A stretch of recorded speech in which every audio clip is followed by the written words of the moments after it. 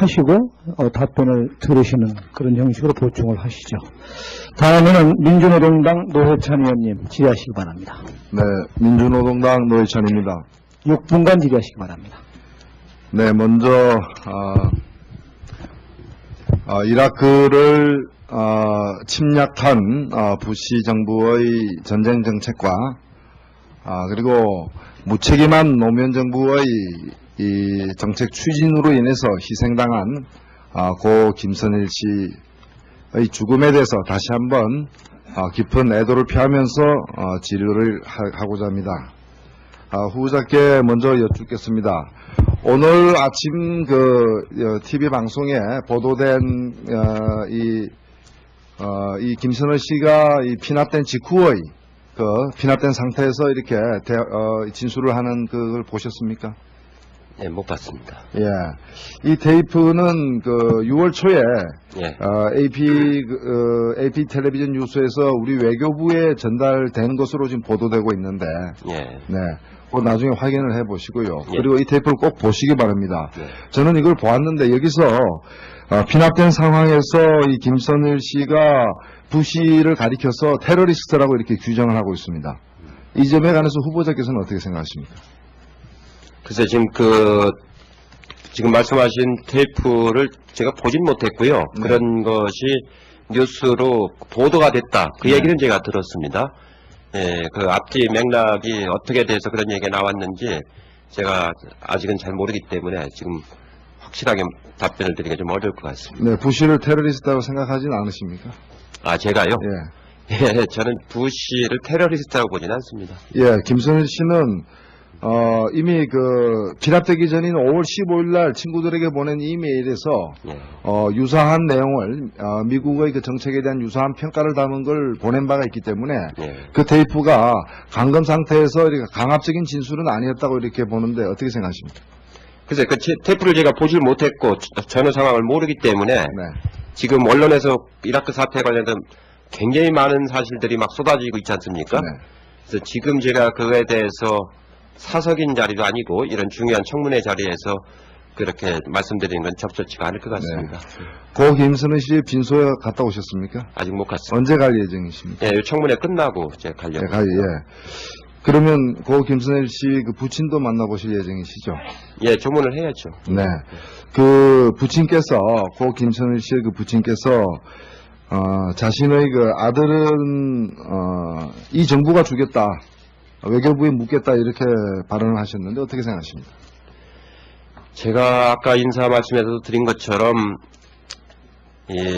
정부가 국민의 생명을 보호하지 못한다는 것은 중대한 일이죠. 굉장히 중대한 일입니다. 그래서 고인의 부모님들께서 그런 원망을 정부에 하는 것은 전 충분히 이해를 합니다. 충분히 이해를 하고 어떤 점에서는 정부도 그 말씀에 대해서 아주 신중하게 받아들여야 된다고 생각을 해요. 다만 여러 가지 지금 정황을 제가 아직 국무총리 서리가 아니고 후보자이기 때문에 어떤 정황이라든가 정보라든가 이런 거를 의원님들보다 더 많이 알고 있지 못합니다. 제가 지금 의원 자격으로 그냥 자료를 파악하고 있는 거라서 실제로 김선일 씨를 구출하려고 하는 노력 혹은 보호하려는 노력이 얼만큼 이루어졌는지에 대해서는 아직 제가 소상히 파악하고 있지 못하기 때문에 제가 만약에 청문회에서 동의를 받으면은 취임하게 되면 더 면밀히 파악하도록 그렇게 하겠습니다. 네, 고 김선일 씨의 피랍 사실이 알려진 직후에 정부의 첫 공식 발표에서 파병 원칙은 변함이 없다라고 이렇게 발표를 했었죠. 예. 그리고 이것은 김선일 씨를 납치한 무장단체에서 이라크에 현재 와 있는 한국군도 철수하라. 네. 철수하지 않으면 24시간 이내에 살해하겠다라고 위협을 한 직후에 나온 정부의 첫 공식 발표인데 네. 정부의 첫 공식 발표에서 파병 원칙이 변함이 없다고 강조함으로써 오히려 이 김선일 씨를 구명할 기회와 확보할 시간을 얻지 못하고 결국 김선일 씨가 빠르게 이렇게 살해당하는 그 원인을 제공했다는 평가들이 있는데 어떻게 생각하십니까? 예, 그렇게 말씀하시는 그 견해가 있다는 것도 저 언론에서 많이 들었는데, 어찌 보면은 이런 비보를 접하고서 여러 가지 그 심경과 망감들이 교차할 수밖에 없지 않겠습니까? 그래서 여러 말씀들이 나오실 수 있는데, 결과적으로 보면은 이번에 김선일 씨를 저렇게 그 살해한 그 조직은 처음부터 그 살해 목적을 가졌던 게 아닌가 하는 생각이 듭니다. 말하자면은 오히려 그렇게 함으로써 이 다른 그 상대들에게 교란을 시키고 테러에 대해서 굴복하게 만들고 그 조직의 성격이 지난번 일본인들을 납치했던 조직하고는 많이 다른 걸로 지금 보도가 되고 있지 않습니까? 아주 가장 뭐라고 그럴까요? 극렬한 테러리스트 조직이라고 보도가 되어 있는 걸로 봐서, 지금 정부의 파병 방침 1000명만이 그 김선일 씨를 못 구한 주요 원인이 아닌가 하는 것은 조금 더 깊이 생각해 볼 문제라고 생각을 합니다. 노무현 대통령은 얼마 전 그 민주노동당 의원장을 만난 자리에서 정부의 한국 정부의 이라크 파병 결정에 대해서 훗날 역사는 이에 대해서 부정적인 평가를 내릴 것이다라고 이렇게 얘기한 바가 있습니다. 총리 후보자께서도 같은 생각이십니까? 글쎄요, 거기까지 제가 깊이 생각을 안 해봤는데, 그건 역사가 내릴 평가이기 때문에 제가 드릴 말씀은 아닙니다만, 저는 이번 파병 목적이 아까 말씀드린 것처럼 우리 국가의 현 단계 이익 차원에서 선택한 결정이라고 생각을 하고 있습니다. 그런데 그 현 단계 이익과 관련해서 노무현 대통령은 얼마 전 어느 언론과의 인터뷰에서 이라크 파병은 경제적 실익은 없는 것이 확실하다고 얘기를 했습니다. 그리고 이종석 NSC 처장도 그와 같은 진술을 한 바가 있는데 이에 대해서 어떻게 생각하십니까? 그분들은 그 분야에 이제 더 저보다 오래 종사하신 전문가시기 때문에 이제 그 판단에 의해서 말씀을 하셨겠죠. 근데 제가 보기에는, 기본은 역시 한미 동맹 관계 속에서 이루어지는 큰 축이 하나 있고, 또 하나는 아까 말씀드린 것처럼 우리가 대중동 외교 혹은 전략적 차원, 이 차원도 또 하나의 요소가 있습니다. 그거는 비중이 각각 어느 것이 얼마나 될지 이렇게 대량적으로 말씀드리기는 어렵겠지만 그런 측면이 있기 때문에 그분들 말씀과 제 견해가 좀 차이가 있을지 모르겠습니다만 저는 그렇게 생각을 하고 있습니다. 그러면 앞으로 인준을 받으실 경우에 총리로서 임무를 수행함에 있어서 국민의 어떤 생명과 안전을 지키는 일보다 한미동맹을 수호하는 것이 더 중요한 가치라고 생각하십니까? 그렇지는 않습니다. 그것이 그렇게 될 수는 없는 일이고요. 한미동맹 차원에서 해야 되는 일과 국민의 생명을 보호하는 것은 그렇게 대립적인이라고 보지는 않습니다. 오히려 국민의 생명을 우선하는 것이, 보호하는 것이 더 중요한 경우도 많이 있지요.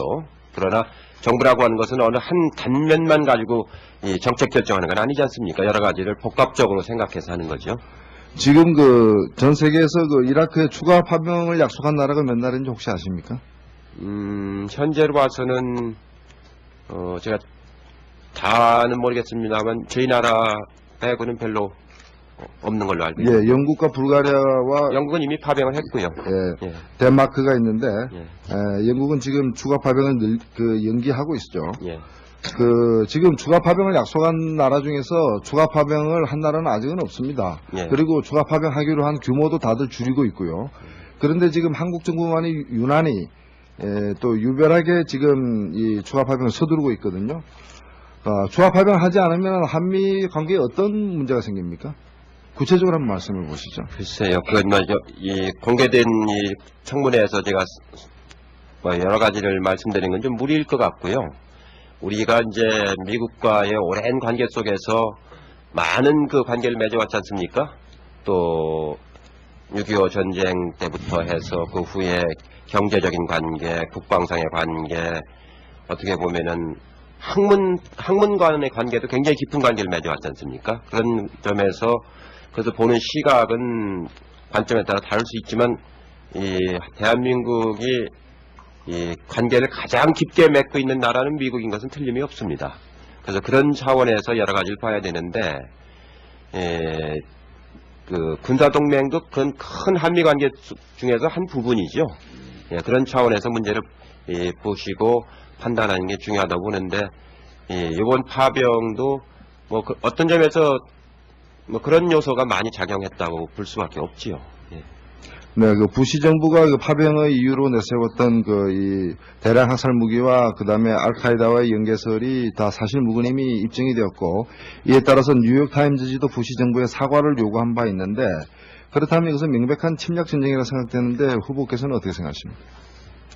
그 부분에 대해서는 외국 언론의 보도도 있었고 여러 가지 청문회에서의 그 진술도 있어서 그런 측면도 있으리라고 생각이 됩니다. 제가 거기까지 이제 소상히 그렇게 파악하고 있지 못하기 때문에 딱 단정적으로 말씀드리기는 좀 어렵다고 생각이 듭니다. 뭐 반쯤 시인하신 것 같은데, 우리 헌법 5조 제1항에 대한민국은 국제평화를 위해 노력하고 침략적 전쟁을 부인한다라고 되어 있거든요.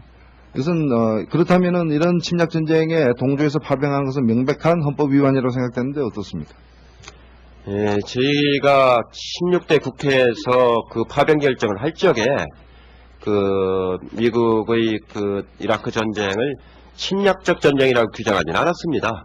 여러 가지 측면이 성격이 있었던 거죠. 그렇기 때문에 거의 여야 의원 대부분이 파병 동원에 가표를 던진 거 아닙니까? 그래서 그렇게 보시는 시각도 뭐 있을 수 있는데, 저나 혹은 저희 16대 국회가 결정한 배경은 침략적 전쟁이라고 규정한 건 아닙니다. 나중에 침략적 전쟁으로 규정된다면은 뭐 전범으로 법정에 서실 용의도 있으십니까?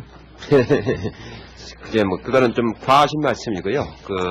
저희가 이제 정책 결정을 이렇게 여러 가지 하면서 상황의 여러 가지 요소를 판단하게 됩니다. 이제 노회찬 의원님도 국회에 오셔서 이제 활동을 하시면은 어떤 정책 결정을 할 적에는 한 요소 가지고 판단하는 경우는 참 드뭅니다. 관련된 여러 가지 복합적인 요소를 가지고 판단을 해서 정책을 결정하게 되는 겁니다. 예, 이라크는 지금 전쟁 상태입니까? 지금 전쟁 상태라고 봐야죠. 예, 지금 전쟁 상태라면은 전쟁 상태가 아니라고 얘기한 정부의 인식하고는 차이가 있는데 어떻게 생각하십니까? 이라크 전체가요? 이라크는 현재 전쟁 상태가 아니므로 평화 유지를 위해서 이 평화 유지군을 보낸다, 평화 유지군의 성격을 갖는 부대를 보낸다는 게 정부의 인식과 지금 방침인데. 아니죠. 지금 정부가 보내는 건 아르빌 지역을 말하는 거고요. 아르빌 지역은 지금 그런 군사적 충돌이 발생하고 있지 않은 그런 지역인 것이고, 이라크 전체는 뭐 지금 아직도 이런 테러라든가 군사적 충돌이 생기는 지역이 지금 있고, 현재 다국적군이 가 있지 않습니까? 예, 그러면은 혹시 총리로 인준되시면은 이라크가 전쟁 상태가 종결됐다라고 인식하고 있는 외교통상부와 국방부 인식을 고칠 용의가 있습니까? 지금 개념의 차이일 텐데요. 지금 임시정부가 이제 임시정부 준비위원회인가요? 거기까지가 구성이 됐다는 뜻으로 이제 그런 말을 하는 거겠죠. 지금 제가 말씀드린 전쟁이라고 하는 건 이 무력적, 군사적, 국지적 충돌은 지금도 발생하고 있다, 그런 얘기입니다. 서로 공식적인 외교 기관에서 말씀드리는 거하고 제가 말씀드리는 거하고는 좀 내용에 좀 차이가 있는데요. 예, 그 점은 다시 또 질문을 하기로 하고요. 예. 이번에 김선일 사태와 같은 똑같은 사태가 또 발생하고 똑같은 요구가 이렇게 제기될 경우에 그때도 24시간 정도 이내에 파병 원칙 혹은 철수 용의 없다, 파병 원칙 변함없다 이렇게 발표하실 예정이십니까? 가정을 해서 지금 답변 드리는 것은 적절치가 않습니다. 답변해 보십시오.